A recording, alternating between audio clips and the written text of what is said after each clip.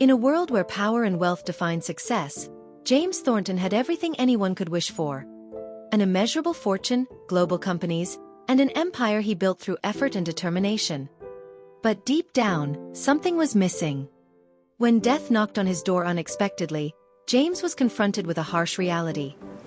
No matter how much money he had no time, no love, and no peace. That was when he made a decision that would change his life forever. He would sell his fortune and with it, seek something far more valuable. A legacy. But what happens when a man with everything loses everything to find the true wealth of life? Get ready for a story of overcoming, redemption, and the incredible journey of a millionaire who discovered that the greatest fortune of all isn't in what you have, but in what you do for others.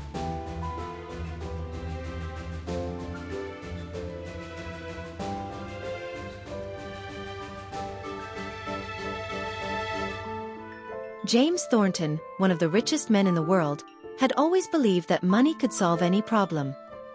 His life was a series of deals, meetings, and lavish dinners. With every new investment, every contract signed, he felt more invincible. But nothing prepared him for the news he received on a cold autumn morning. The doctor who handed him the test results seemed distant, but her words echoed in James' mind like thunder. "You have a terminal illness, Mr. Thornton. There's not much time." The blow was fatal, more painful than any competitor he had faced in business. The words stayed etched in his mind as he drove back to his mansion in a state of denial. That night, alone in his office with a view of the illuminated city, James felt for the first time the weight of his life. He didn't feel sad about what he was losing in terms of wealth. But he felt the absence of something far more important. Connections, moments of affection, being truly seen by someone. It was then that he made a decision. With the time he had left, he would do something he never thought he was capable of. He would leave a legacy. James didn't want to be remembered only for his fortunes. He wanted something more meaningful. So he began planning the greatest donation of his life, something that would change not only his story but the story of many others.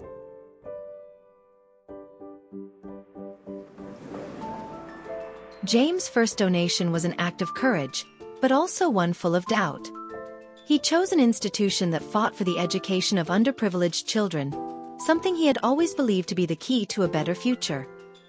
The amount he donated was considerable, but still small compared to his fortune. He thought this was a good start, a sign that he was finally on the right path. But the doubt persisted. There was no immediate return, nothing to measure. He had hoped to see the faces of people in gratitude, or at least receive a genuine thank you letter, but none of that happened right away. He was used to measuring success in numbers and graphs. Now, emotions were out of his control. His ex-wife, Helen, called him that weekend, asking about the donation. She, like the rest of the family, didn't understand his decision. "James, why now? Why donate your fortune and not ensure our children's future?" She questioned, her tone filled with distrust. Those words hammered in James' mind for days. He felt the resistance from his own family, and it made him question whether he was doing the right thing. Was his decision to donate everything a desperate attempt to redeem himself for all he had neglected? He felt lost, as if he was only trying to fill a void he didn't know how to face. But something inside him urged him to keep going. He knew the true answer wouldn't come from his family's validation, but from the real impact his actions would have in the future.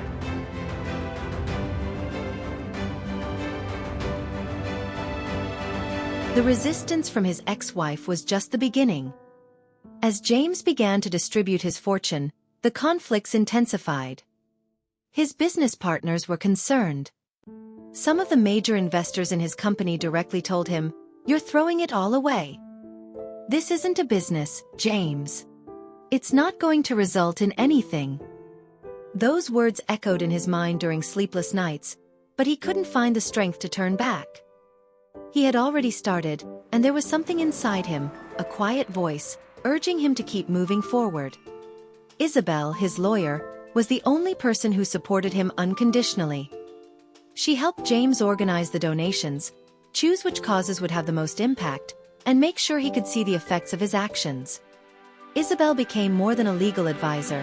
She became a true friend, someone with whom James could speak without the weight of his social position. "James, don't worry about what others think. What you're doing is important. And more importantly, it's true," Isabel said one cold morning as she accompanied him to a rehabilitation facility he had helped fund. The faces of the beneficiaries, their grateful eyes, made James feel something he had never experienced before. It wasn't graphs or numbers, but real people whose lives were being transformed. However, even with these small victories, James still didn't feel at peace. The loneliness tormented him. He missed his family, his ex-wife, and even his children. The pain of losing personal relationships seemed greater than any monetary value he could donate.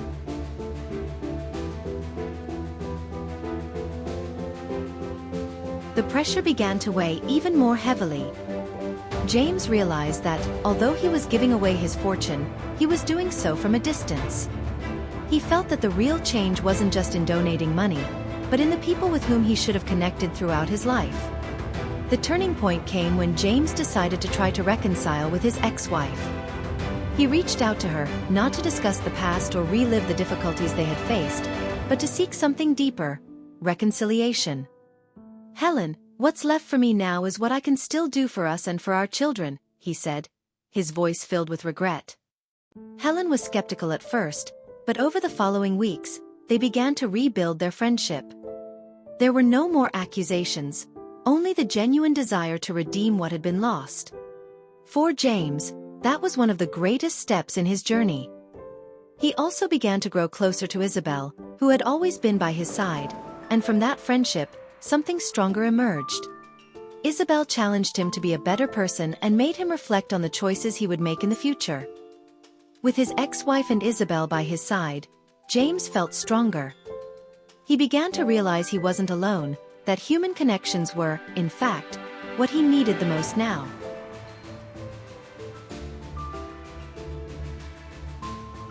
James felt the weight of his decision grow heavier each day.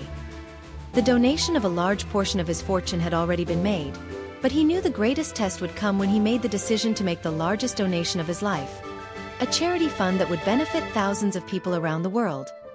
However, the resistance around him did not decrease. His business partners were furious. Some family members tried to convince him that he was making an irreversible mistake. "James, this will ruin you. You have an empire to preserve."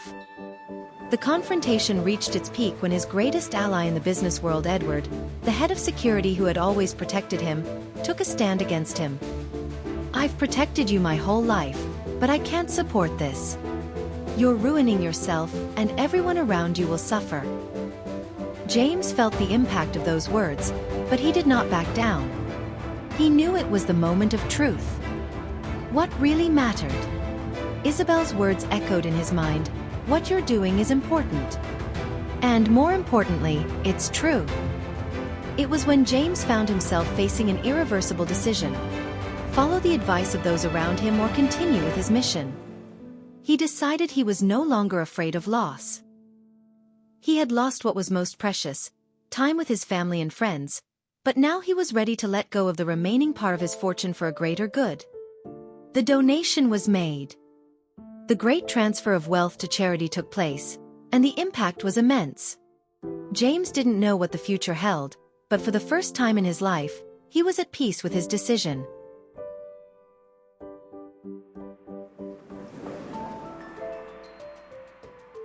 With the donation made, James felt a sense of relief, but also a void.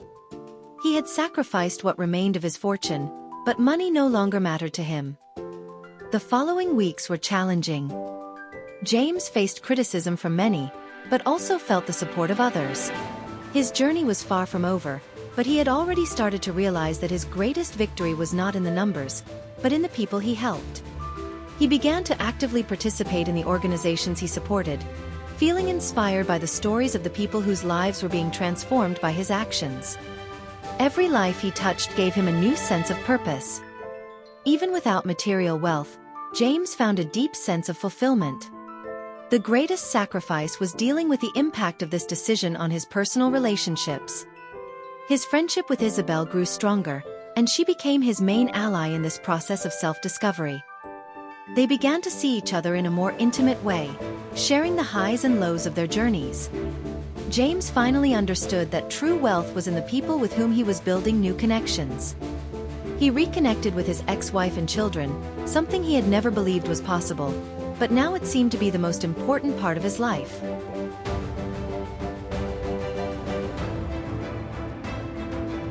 In the months that followed, James saw his donations start to generate real results.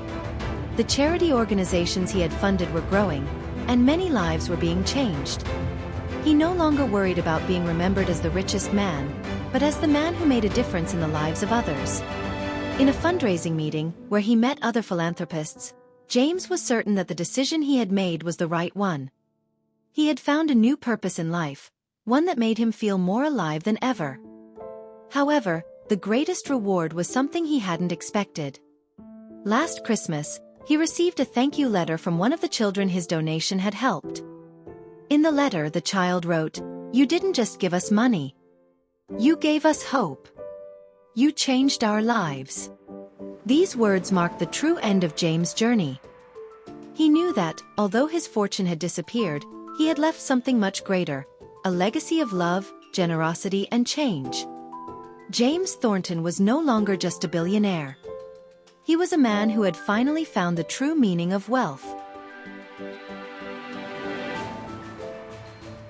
If this story of transformation and overcoming has touched you, don't forget to subscribe to the channel. Here you'll find emotional stories like that of James Thornton, which teach us that the true value of life isn't in what we accumulate, but in the impact we have on the lives of others. Don't miss the chance to be inspired and follow other powerful narratives that will touch your heart and change your perspective on life.